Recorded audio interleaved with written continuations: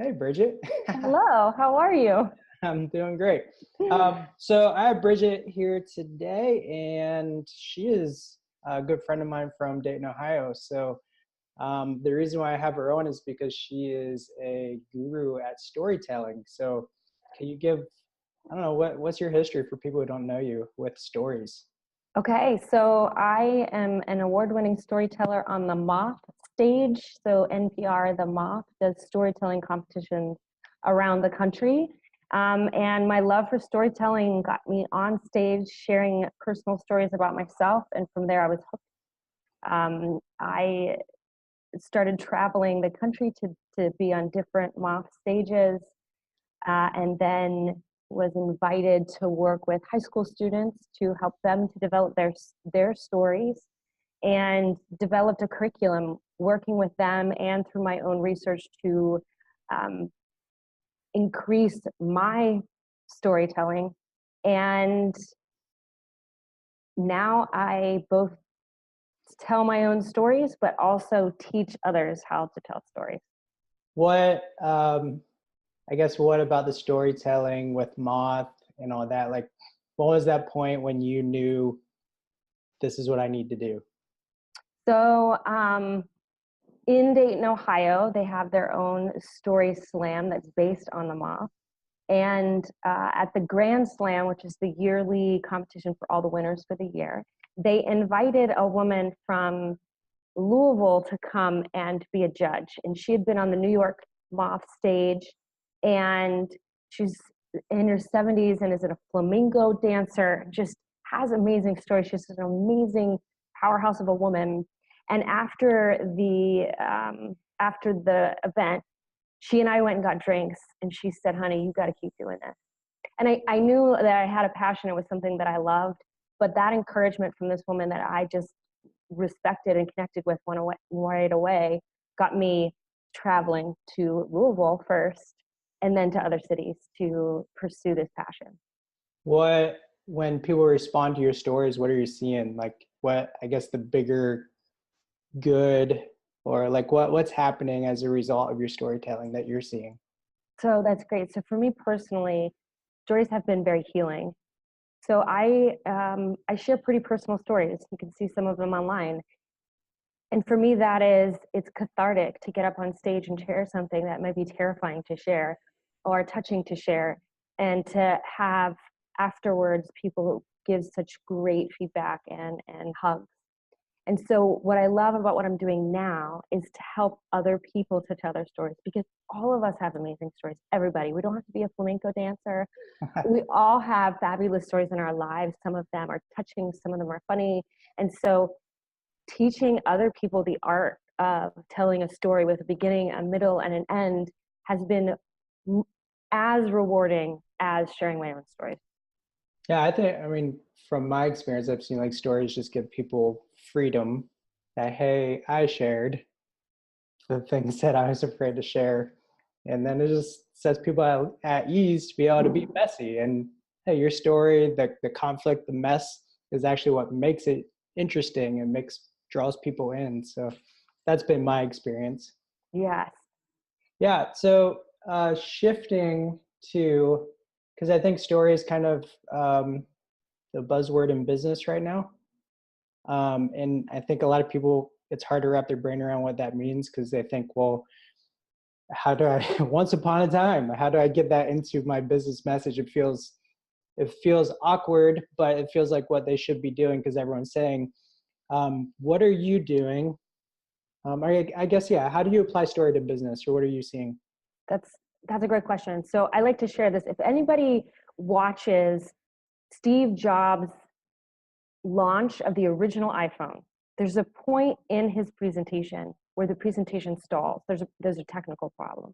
And he immediately jumps into a story about him and Wozniak in the garage. And it's like it flows. You don't even notice it unless you are looking for it. And there's power in having these stories in your back pocket.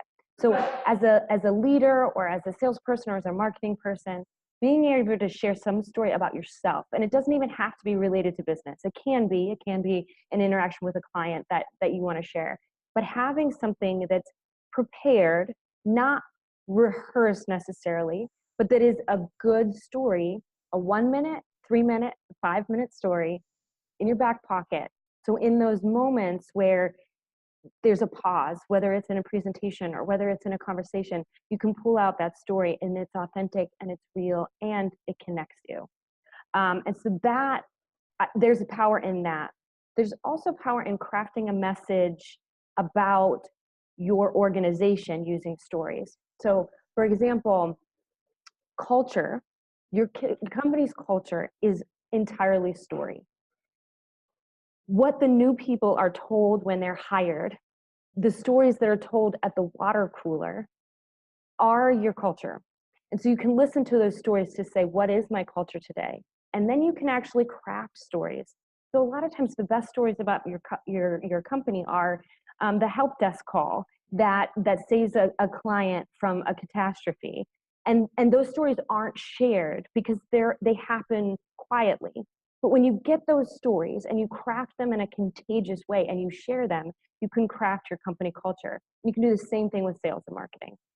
Yeah. And are they, what you're seeing is that those are memorable moments that people like grab a hold of, that it's like, oh, we acted this way as a HR department because of this story of so-and-so. Like, this is who we want to be. Is that kind of what you're saying? That Right. Yes. So it's twofold. It's understanding the stories that are being told today and using those to understand your company, and then sharing the stories that you want to be shared so that it creates a culture. Um, and that's more subtle than the sales and marketing, which those stories, everyone has stories that would connect us to customers. We don't buy stuff that right. much anymore, right? We buy connection. We want to work with other people that we connect with. And stories are how we connect. Stories are older than cave drawings. Our brains are wired for stories. Mm-hmm. So with that, we're wired for connection. Me and you a while back, we were talking one-liners. And Yes. that, like the dreaded networking event, everyone's like, whoa, hey, what do you do? And you just hate it. And Yes. there's always that one person that you're annoyed with because they actually say good stuff, but you don't. Yes. So it's like, so how does story, like if you were to advise someone, how do they use story to connect in those settings? Yeah. So a good story always has a really good starting line, opening line. It always has a good ending line too. And in the workshops that I do, we focus a lot on the first sentence and the last sentence. And so when you have a good story about what you do in your back pocket and you're at a networking event, you just have to say that first sentence, whatever it is. And it might not even describe what you do, but it starts a story that describes what you do. And a good one-liner, people want to hear more. Yeah. So I'll give you an example. So I have a story that I have shared before, and it starts, I found myself standing on a precipice. Beneath me was the bluest blue water I had ever seen. Do you want to hear the rest of that? I do now. Yeah. Right? Right? And so you can do that with what you do. You start with the description of a story and people want to hear the rest of it. Yeah, I find as I talk to businesses, probably the biggest thing that they struggle with is they just talk about themselves. It's like, well, I went to the beach, and it's like, well, that's kind of a boring story. But if I said I went to the beach and my ex-girlfriend was there, then suddenly people are like hooked. Like there's a little bit of there's a conflict. There's something that, I brought in another character. My phone's ringing right now. Dick on. But bringing in that other character and the conflict that was created, then suddenly people are interested. And I think that's what happens with business is like, well, we're a business that sells this gadget. But the conflict is, well, how are you helping overcome problems for people? What are the things that you're doing to help people out, or the problems that you're solving? Absolutely. So that's one of the biggest things that I talk to people about. Do you remember when we kicked around one-liners together for you? Yes. Yeah, what do you remember what we came up with? I do. What? So my one-liner at the time was, I help businesses and individuals who are stuck with either big ideas or big problems get unstuck. Yeah. What? So did that do anything? Did that move the needle for you at all? Absolutely. The first business networking event that I was at after developing that one-liner, someone asked me, what do you do? And I said, I help businesses and individuals who are stuck get unstuck. And she said, well, we're really stuck. We've got this big problem. How do you do that? And instantly it was a conversation, and I got a client that first networking event, because But I described something different. before, you would have been a consultant, right? Yeah. So I Hey, would have I'm said, a life coach or consultant or something like that. right. So I was telling people before that, I was saying, I'm a business consultant. Yeah. And that was, well, what's that mean? They can fill in the gaps themselves in their brain for what they think that means. Right. But you help people get unstuck. Right. Whoa. Can she help me get unstuck? Right. And Yeah. then immediately we're in the details, and we're in the how and the why. Yeah. That's super cool. So tell me a little bit more right now. You've started a storytelling um, business. Yeah. Tell me about that. What is it called? So the business is called Lore Culture. And lore is story. It is history. So that's why I chose that word.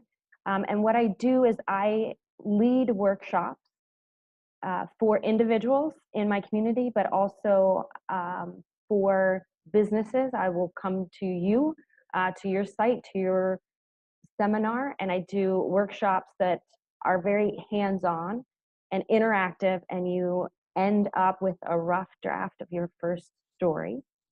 I also do one-on-one coaching for leaders, executives, salespeople that want to hone their skills, not only for creating one story, but in general to help to craft their back pocket stories. Yeah. So you said earlier you actually coach people to have like maybe 3 or 4 layers of stories, like 1 minute, Yeah. 2, 4, 5, like, Yes. So yeah. I encourage people to have a 5-minute story is a really good conversation story. So Uh-huh. I'm talking with someone, 5 minutes is a really good time. Yeah. 3 is good for a presentation. And 1 is good for those situations where everybody's quiet and somebody needs something, or we're waiting for everybody to arrive to the meeting. And so a 1 minute, a 3-minute, and a 5-minute story in your back pocket that you can pull Yeah. out. And what ends up happening is after you craft those initial stories, the stories begin to come more naturally. So my background is IT, right? And so I say all the time, if an IT consultant can be an award-winning storyteller, anyone can tell stories. And Yeah. so the more you practice, the more naturally stories just start to be told. Yeah. That's pretty cool. But then eventually you have to or not recycle, get new stories, because then you'll be like Absolutely. your grandpa who tells the same story over and over. Oh, here goes Bridget Absolutely. telling her 1 minute story. Absolutely. Yeah, cool. Well, where can people find you? If people wanted to book you, how do they find you? The Moth, are there podcasts that you're on? Are there, I'll Yep. post some links to some of your YouTube videos, if that's Okay. okay. Yeah. So So if where else you can they find you? So loreculture.com is my website. And actually from there, you can get a link to events and to book time with me and to see some of my videos. Yeah, sweet. Well, Bridget, thanks for hanging with me today. It was Thanks for good having me. catching up. So Yes, absolutely.